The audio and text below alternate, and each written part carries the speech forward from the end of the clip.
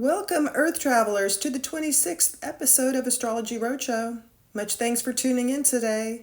In this episode, we will attempt to better understand the huge significance to our collective as expressed by what our very outer planets are doing right now. Currently, we have all the outer planets in retrograde motion, from Saturn on out. Uranus is just now beginning that backward journey. But before we get underway here, I'd like to express how your likes and shares for Astrology Roadshow videos are so appreciated. This format is a bit unique, and hopefully you've been enjoying the journey as we make sense of navigating astro energy. I'm your host, Laura Kane, and invite you to take a sec and subscribe to this channel directly on YouTube for quick access to future episodes. Okay. Let's begin by establishing the definition of retrograde so that the symbolic evidence we notice from this will make some sense. It occurs from our orbital vantage point where we perceive other orbiting entities to slow down, pause, and then appear to move in a backward direction when our transit overtakes theirs. You can experience this feeling as you pass a slower car on the road or highway. From your vantage point in the faster car, the slower car may appear to move backwards for a brief time or moment. Then, as you pull ahead of it, the car appears to again resume its forward motion.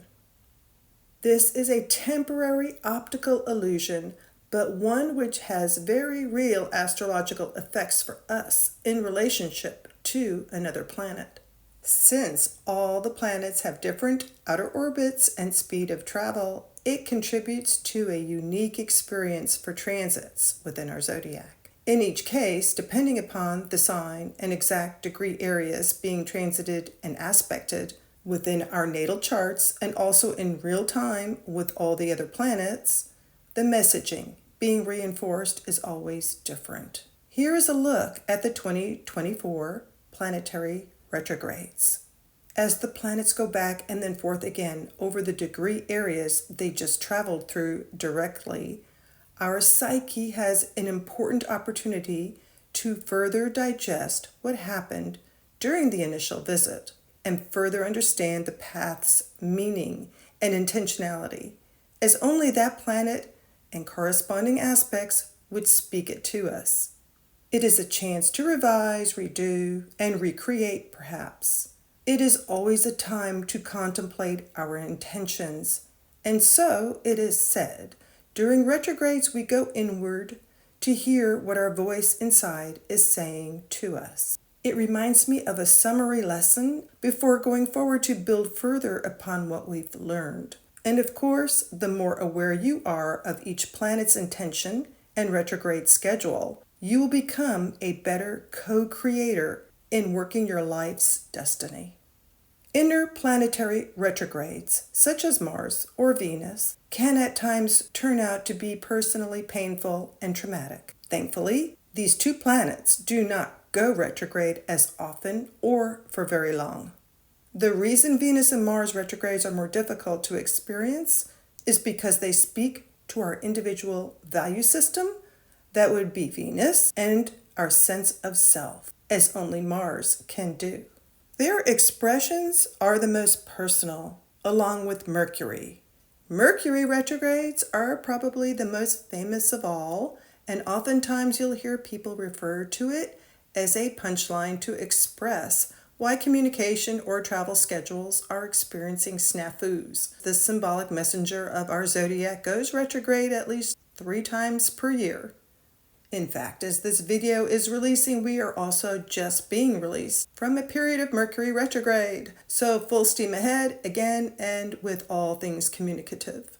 In truth, both the inner and outer planetary forces affect each of us, and in turn, we are then collectively sharing the influence together. The very outer planets speak to generational shifts, and their sign transits span larger areas, so they tend to thoroughly affect and transform areas of our natal charts and the collective over time.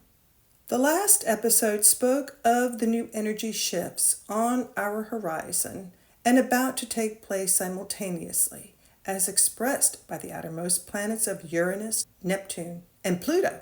In that episode, you can learn how your personal horoscopes will be individually affected within several areas of your natal chart. These transits are taking up an entire half of our sky and our charts, and they are forming important and positive aspects while doing this. Before the shift occurs, these planets are also simultaneously reinforcing the meaning of the signs they are exiting from in their own retrograde styles. These heavyweights are exploring one last chance to tell us about the work they have been doing for the past 7 years in the case of Uranus, and just about 15 years for both Neptune and Pluto. The fact that it is being done at the same time is truly stressing the importance of these planetary and sign area harmonics. All the key words for the archetypes these planets represent are now designed to work together in the zodiac signs they are about to exit. And these are urgent messages coming together at those latter degree areas. Let's see what's on tap for the remainder of the year for the collective as we are being hammered with reminders as to what they represent. Planet Uranus is stationing at 27 degrees of Taurus right now. It will be in retrograde until the end of January 2025. And this will have us reevaluate our values because Taurus is ruled by all things Venus. This includes money, security, and resources. Uranus is the planet ruling technology, and it causes sudden, unexpected events. We should expect the unexpected and some upheaval being expressed in Venusian areas as Uranus retrogrades and finishes up its time in Taurus. This would verify continuing focus on the markets and a sense of instability as we negotiate a new president taking office in the USA.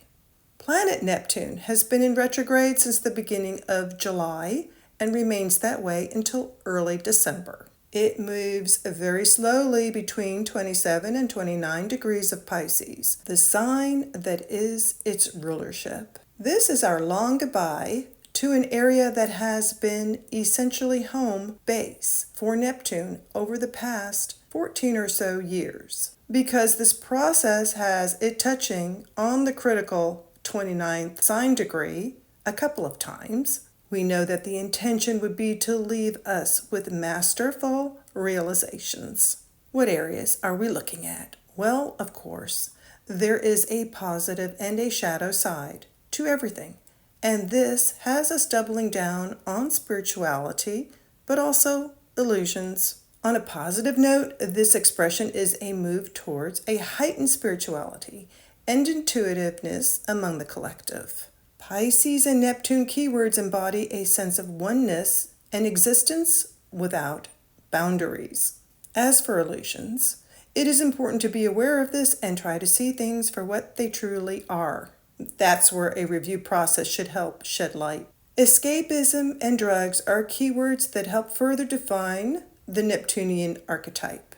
We have been witnessing an increase and growing variations of different mind-altering substances becoming available since Neptune has taken up residence in Pisces. Pluto has also been spending its time lately between the last degrees of Capricorn and into Aquarius, so it has already been very much in critical territory, as pointed out in most previous episodes. Worth repeating though, because this very outer planet truly offers the most powerful expression we can imagine over time. And it is nothing but transformational in the process. So of course now, and before it enters Aquarius again without another look back this time, our collective has one last chance to urgently work on transforming all things truly represented by Capricorn. Collectively, this has to do with government structures and all societal structures. The lessons have been very real since 2008. The manifestation, dismantling, and hopeful rebuilding of these areas has been front and center. a lot of corruption and inefficiency have come to light. And as Pluto takes up residence in Aquarius on January 20th, the USA will auspiciously celebrate the inauguration of a new president on that very same day as well.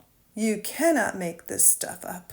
This will be like nothing we've experienced as a collective in a long while. Several huge outer planets shifting simultaneously has happened in the distant past, of course, but we were never so connected as we are now and able to share in the experience to a very great extent. Together, we will witness an orchestra of planetary energy reach a crescendo of completion and enter new beginnings in unison. It's a tremendous time to be alive, and it will work to raise our collective awareness of planetary energies. So, in summary, retrogrades are useful periods where we are given an opportunity to review our process. This helps to ensure that our individual soul and our collective souls will build a strong future. The lessons reveal it must stem from thoughtfulness. I hope this provides you with food for thought, and when you get a chance, be sure to check out the last video, episode 25, for your personal take on how all this works together in your natal chart.